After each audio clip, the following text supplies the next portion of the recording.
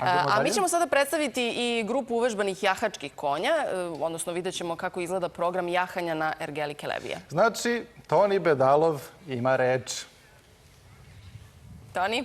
Upravo tako, dakle, dresurno jahanje, a sad će nam Tereza Keresteš, naš domaćin ovde na ergeli Kelebija, reći šta je važno zapravo između čoveka i konja, dakle, taj odnos, šta mora da karakteriše?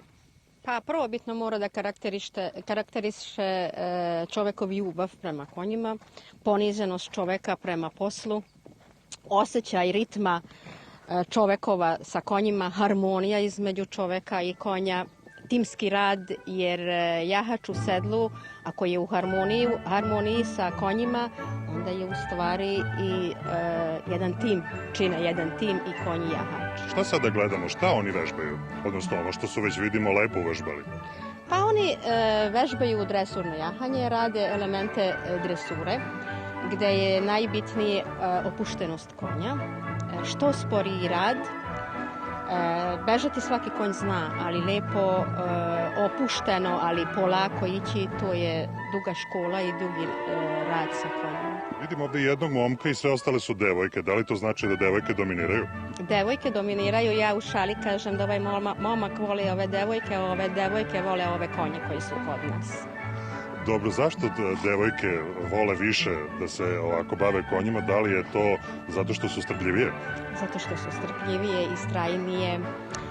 Raditi s konjima treba skoro čitavog života, ali godinama. Da li momci imaju toliko ljubav ili istrajnost da rade sa konjima, to ne mogu baš da kažem, ali tvrdim da devojke su puno istrajnije. Oni posle rada rado i rasadlaju konje i kupaju i pletu im pletenice, žele da se druže s konjima, osjećaju se opušteno i imaju samouverenja više. Ja u šali kažem da je najbolji fizioterapeut je konj, u stvari fizioterapeut koji ima grivu i 4 kopita. I ima velikog interesovanja, pretpostavljam, za školu jahanja. Pa u školi jahanja primamo decu od 10 godina pa nagore. Svake godine skoro ima red koji čekaju da kad bude praznog mesta da se učlane u naš klub. Ova deca koju sad vidimo, oni nas i predstavljaju ergelu i konjički klub na raznim manifestacijama. U toku godine 2-3 puta držimo ovdje na ergeli predstave s konjima kao što ćemo i sad 2. maja pa u septembru. Oni onda pokazuju šta su u stvari naučili i kako su uvežbali svoje konje. Evo, prepuštamo gledalcima da uživaju u prizoru sa ergele Kelebija uživo na jutarnjem programu.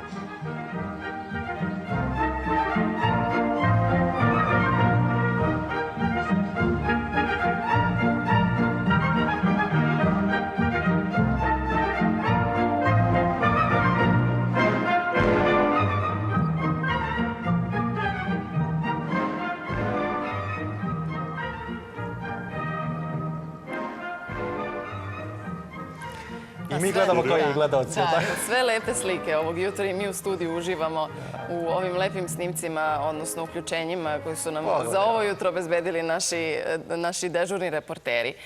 Mi ćemo u nastavku programa još jednom videti lepu sliku. Sa Kelebije. Da li nam je Toni tu? Sada smo u obilasku ergele Kelebija, nalazimo se u muzeju kočija. I naša domaćica će nam reći zašto je ovo jedinstven prostor u Srbiji. Pa jedinstven prostor zato što u Srbiji ima jedan jedini izložbeni prostor gde ima više od 15 kočija.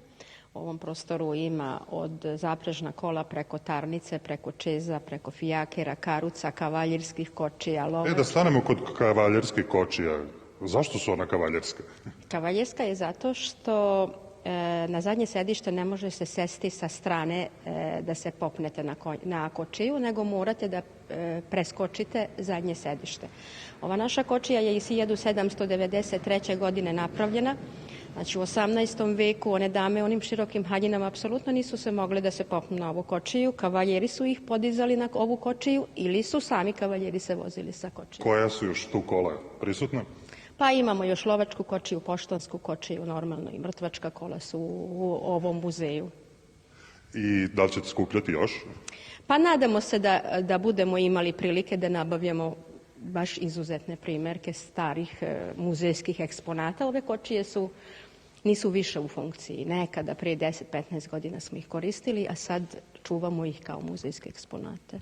Hvala vam. Ja bih ovo uključenje sa ergele Kelebija zaključio nečim što me naučila upravo Tereza Keresteš. Kaže, Bog nije napravio sve savršeno, ali dve stvari je uspeo da napravi fenomenalno. To su proleće i konji. Eto, toliko sa ergele Kelebija za ovo jutro. Hvala ti, Toni. Istina i zato nam je ovo jutro bilo ovako lepo. Polako ulazimo u samu završnicu emisije, ali... Ostanite sa nama. Uskoro svi zajedno pevamo 4 konja debela.